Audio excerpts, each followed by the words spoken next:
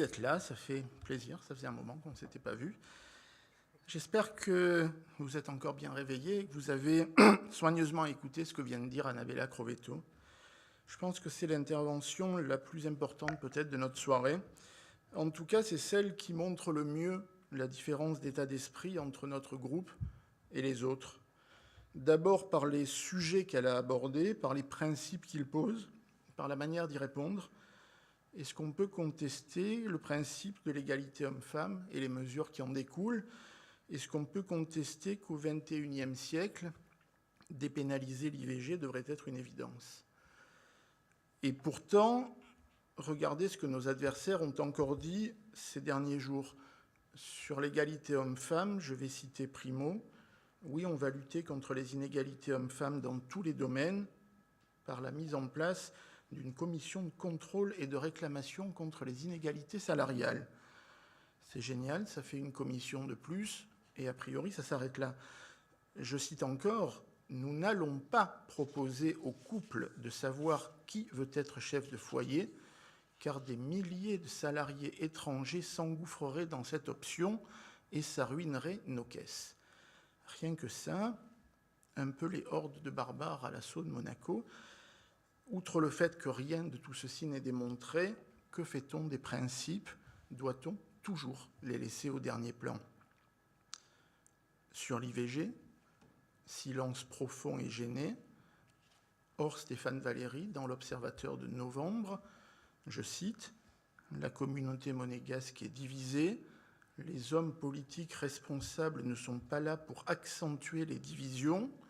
Pourquoi introduire une lutte idéologique entre les pour et les contre qui va mettre en difficulté le prince? Je ne m'engagerai pas dans cette voie. » Et le même, dans Monaco Matin cette fois, pourquoi dépénaliser l'IVG puisqu'il suffit d'aller à Nice si on a un problème? Ça a l'avantage d'être clair, un grand moment de courage politique juste pour justifier le statu quo, donc de fait le non. C'est une honte, c'est une hypocrisie. Est-ce que c'est ça, faire de la politique?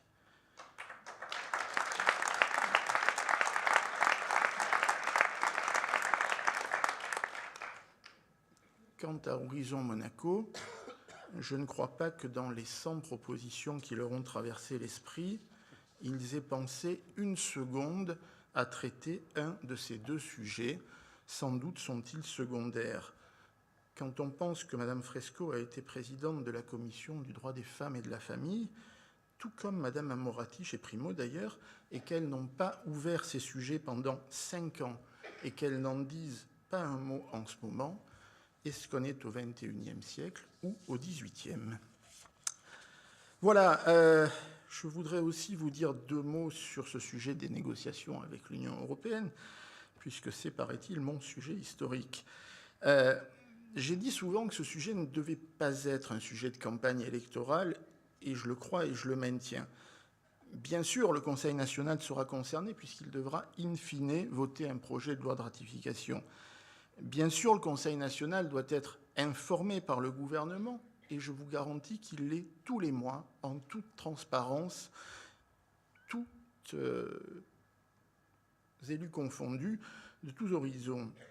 Mais quelqu'un a-t-il un doute aujourd'hui? Peut-il avoir un doute sur le message du souverain? On a fixé des lignes rouges, il n'est pas question d'y toucher, sinon il n'y aura pas d'accord. Il n'y aura pas d'accord. Il le dit, il le répète depuis 2 ou 3 ans. Est-ce qu'on peut être plus clair?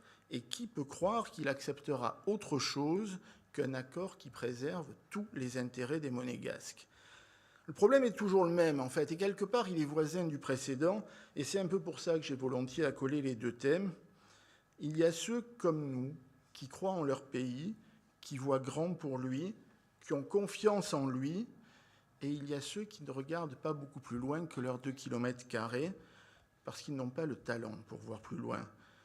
Et dont le fond de commerce, c'est de travestir la réalité, d'instiller le doute, la peur, là où la vigilance est largement suffisante. Si vous voulez des exemples, qui aujourd'hui laisse croire à demi-mot, par des formules volontairement ambiguës, qu'on serait en train d'adhérer à l'Union européenne, alors qu'il n'en a jamais été question. Qui, aujourd'hui, essaye de faire croire que Monaco est un pays totalement indépendant et souverain qui serait en train de se vendre à l'Union européenne et qui donc refuse de voir la réalité. 90% de la souveraineté de Monaco, aujourd'hui, est encadrée par les accords Monaco-France, qui couvrent tous les domaines de notre vie. C'est sûr, on a tendance à l'oublier, parce qu'on a des liens d'amitié séculaires avec la France. Mais est-ce que vous croyez qu'on est indépendant et souverain quand l'article 1 de notre Constitution dit « Monaco est un pays indépendant et souverain dans le cadre des principes généraux du droit international et des conventions particulières avec la France ». Nous sommes le seul pays de la planète, à ma connaissance, qui fait référence à son voisin dans sa Constitution et qui a accepté cette restriction. Aujourd'hui, au niveau des accords, il y en a une centaine qui nous empêchent, pour donner des exemples, de choisir librement notre monnaie, de fixer librement notre taux de TVA, de fixer librement notre taux d'imposition des bénéfices des sociétés. J'en passe. Je vous rappelle aussi que jusqu'en 2003, par exemple, on était tenu d'avoir un accord, d'avoir un ministre d'État français. Ça, c'est pas l'Europe. Ça, c'est notre situation avec la France. Et encore plus grave, si on ouvre les fenêtres, vu que la France est membre de l'Union européenne, à travers tous nos accords avec elle, aujourd'hui, nous sommes obligés d'appliquer, parfois sans le savoir, parfois sans le vouloir, parfois sans le voir, et surtout sans avoir le choix ni la possibilité de décider, tout ce que la France applique chez elle.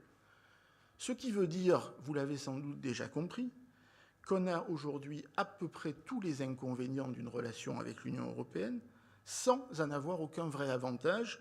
Pourquoi ? Parce que quelqu'un décide à notre place, c'est notre voisin. Et ce qu'on appelle ça de la souveraineté. Alors bien sûr, je ne vais pas vous dire que demain tout sera rose si on signe cet accord avec l'Union européenne. Je dis juste, et Jean-Louis Grendal a déjà dit dans un certain nombre de messages, qu'on gagnera en souveraineté. C'est une réalité, parce que nous discuterons directement de ceux qui nous concernent et qu'on maintiendra nos liens avec la France pour le reste. Parce que, ne l'oublions pas, l'accord d'association ne couvre pas tous les domaines. Il exclut par exemple, et c'est pas rien, le social, le fiscal, la défense et un certain nombre d'autres choses. Voilà. Je croisais samedi un compatriote éclairé dans les allées de Carrefour avec qui on parlait de ça et qui me disait « J'ai trouvé un dicton monégasque qui dit « Avoir deux bons saints patrons, c'est l'assurance du paradis ». Alors, je ne sais pas si c'est vrai, mais peut-être on est en train de se placer dans cette configuration-là. Voilà. Alors, on ne va pas parler d'Europe toute la soirée. J'aurai l'occasion d'y revenir lors de nos prochains meetings.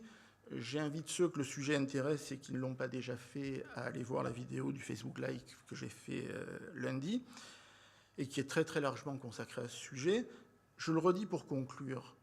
Oui, nous entrons dans une ère nouvelle, de gré ou de force. Le monde change autour de nous, on ne peut pas mettre de barbelé, on ne peut pas le regarder sans rien faire, on n'est pas isolé sur la planète. Je crois que le souverain a parfaitement compris ça et il a clairement missionné son gouvernement et aujourd'hui, rien ne montre qu'il y ait la moindre dérive. La démarche n'est pas sans risque, mais ne rien faire est certainement pire. Donc il faut poursuivre cette négociation avec force, avec conviction, comme elle a été entamée.